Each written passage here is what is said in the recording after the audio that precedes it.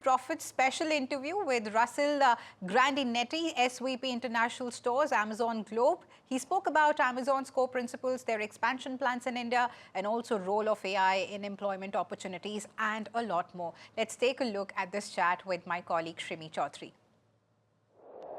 I would like to understand from you, clearly an incredible journey for you. What is that core principle, or I would say philosophy, that have remained unchanged, and what has evolved the most according to you? Well, the first question, the answer is very easy. I mean, it's just customers. When I joined the company, even then we wanted to be, at that time, Earth's biggest bookstore and Earth's most customer-centric company. The idea of building something by visualizing what would make the customer happy and working backwards from that, that was even when we only sold books, that's what we talked about. And we expanded other product categories. We built Amazon Web Services. We built Prime Video. But at the core of every one of those businesses is a vision for how to serve a customer. And a customer might be someone who buys something from the store. It might be a seller.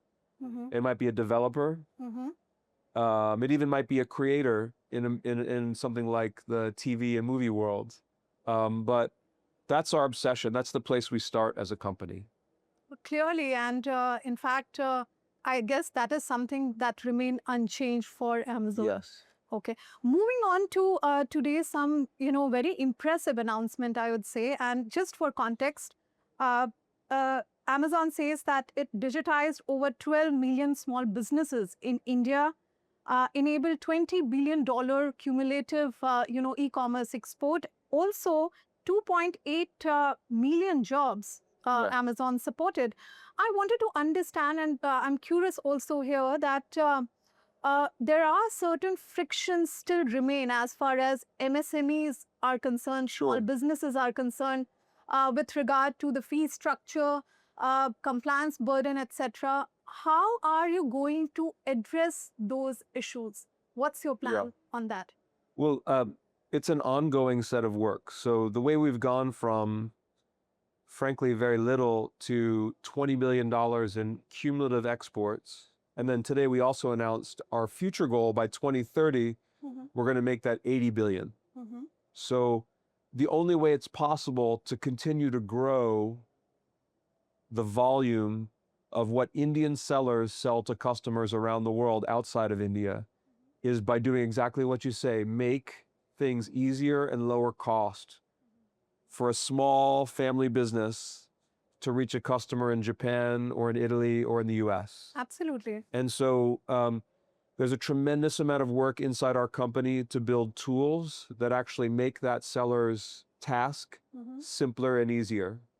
Whether it's reducing the compliance burden, whether it's reducing the amount of work and expertise that's required to sell an item overseas.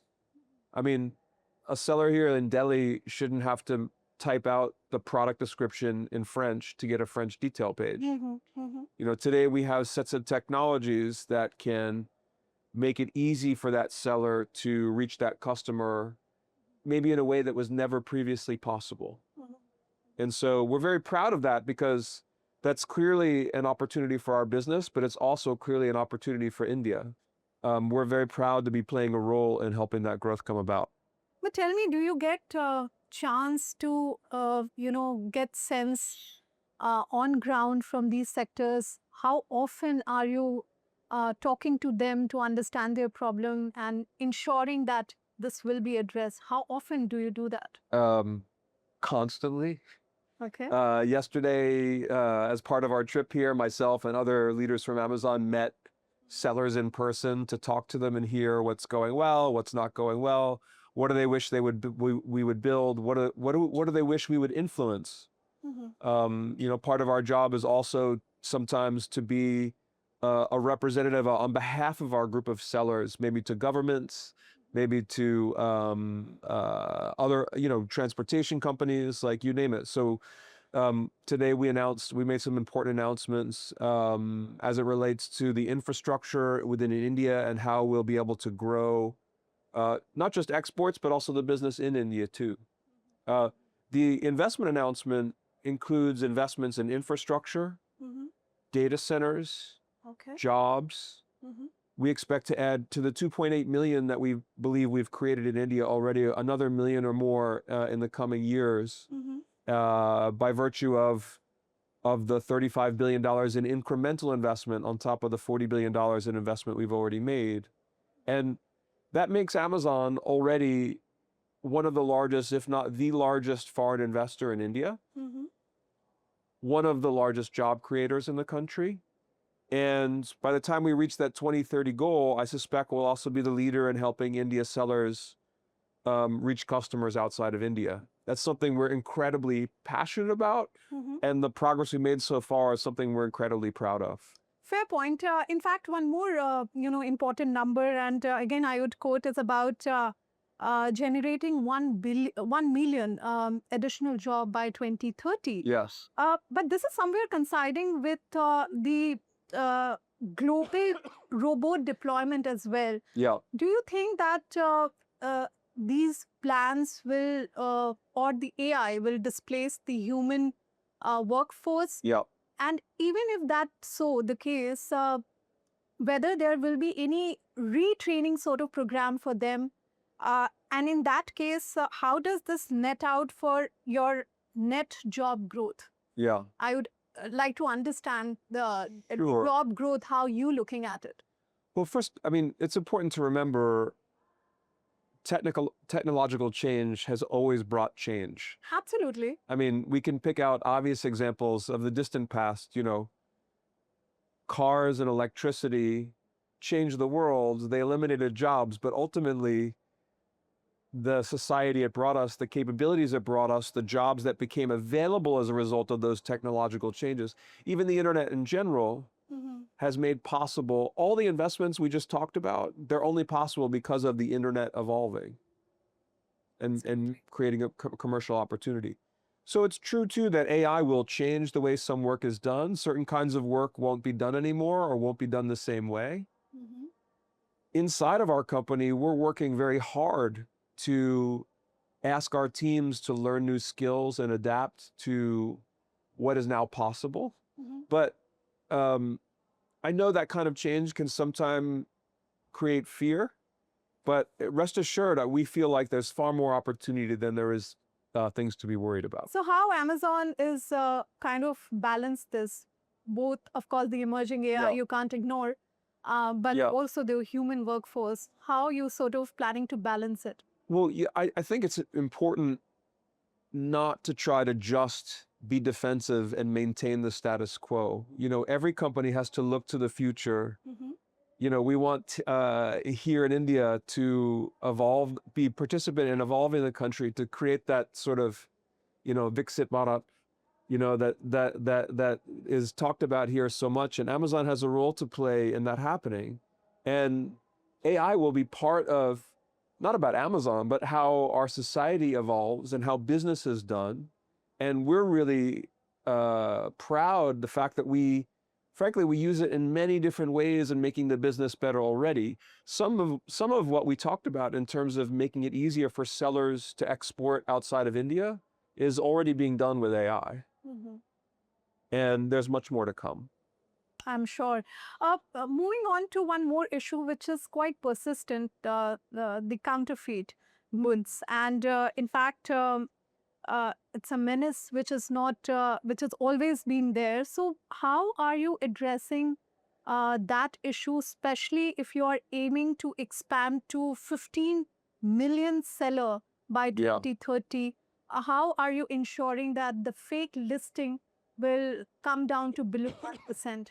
Well, we've made enormous progress over the years in building systems that can do the hard work of detecting the good sellers that are trying to build a good product and offer good service to customers, and to catch the bad actors. I think it's probably too much to hope that we'll eliminate that forever, but we've come quite a long way. And if you look at the quality of the customer experience in our store today, I think it's a demonstration of that By the way, these AI technologies are yet another tool that can help us identify fraud, that can help us identify, sometimes it's not even fraud, but maybe the way a product is described on a detail page isn't quite right to help the customer know what they're going to get when they order. So, using these kind of capabilities to make the store help a customer think, actually, I don't want to buy that. I want to buy this one because that's going to help solve my problem, and have that be true is another way you're going to see these technologies come to play in the marketplace. But is it helping the AI in nabbing down all these violators? Yes, Is it absolutely. So we have a relatively robust and complex set of detection mechanisms for any kind of fraudulent activity, and these technologies do an incredible job helping us protect customers. I'm sure. One, important, I would say, new edge business, that is quick commerce, emerging really fast. Now it's pretty well established as well. Amazon also started the quick delivery, but still there are a lot of things to actually catch up. So do you see this as a challenge? If yes, how are you combating that? How are you planning to be in that space? Well, we have for a very long time enjoyed the challenge of figuring out how to make our service faster for customers. That's been happening at Amazon for more than 2 decades. The growth of quick commerce, frankly, for us is just an opportunity because being able to offer, a small set of items for very, very quick delivery is a wonderful complement to our millions of items in the core business. And our team here has scaled our Amazon Now service very rapidly. We just announced in the last couple of days that we're opening 2 micro-fulfillment centers per day, which is very rapid expansion. And so I expect the coverage that we have in India to grow very quickly. And for us, it's part of a whole business that we have with our core business. What we see is when customers use our quick commerce service, they end up coming back more often even to the core business and spending more with Amazon overall. So for us, the experiment's been going very well. Okay. And do we see some more, catching up with quick commerce from the Amazon side? Is there any plan, any strategy I think you in can place? expect to see that service continue to grow very quickly and expand very quickly. Well said. Quickly, I don't know whether you follow US tariff deal or not, because India and US having the deal talks have been going on for some time. Wanted to understand your own perspective on that, that how hopeful are you that deal to be sealed, and whether it will be a win-win for both the countries? Well, it's not something I'm directly involved in, of course. Sure. Of course, we care about it. And look, I think the connection on many levels between the US and India is strong. And the 2 countries have so much to benefit from having a good trading relationship with each other that we have to be optimistic we'll find a good way to move ahead. Of course. Last question is on the part that Amazon actually started as a startup. It's always kind of pride itself as a startup company. Yeah. I wanted to understand, does it still innovate, or it now become, established global tech giant, a kind of daddy's company like Microsoft? Well, we've long said that we want to be the best place, like we want to act like the world's biggest startup. That is, and I'm confident it being a very large company populated with fallible human beings that we occasionally, have our own challenges. But that is our mentality, to be relentless, to be perpetually dissatisfied and want to move the business forward, to be willing to take risks, to invent. Those are all kind of startup mentalities that we seek to do ourselves. By the way, there's some things we're able to do now that would never have been possible when we were a small company. Can you give some case studies? Sure. Well, a good example of this is you may have read that we're building a satellite network to deliver broadband called Amazon Leo. Yes. That's the kind of thing only a big company can really take on. So, if you will, that is a startup we're starting up a broadband satellite network, but the kind of thing that requires billions of dollars of capital and years of investment to be able to make happen that only really a large company can do. So that's a good example of how startup and large company actually come together to do quite amazing things. So clearly, the innovation will continue, and that will reflect in the strategy as well. I think we're a company whose DNA is actually in building and inventing new things, so I think it will continue. Well, on that note, that's the wrap of this very special conversation. Thank you, Russ, for taking out time with NDTV Profit. Thank you so much. Thank you so much.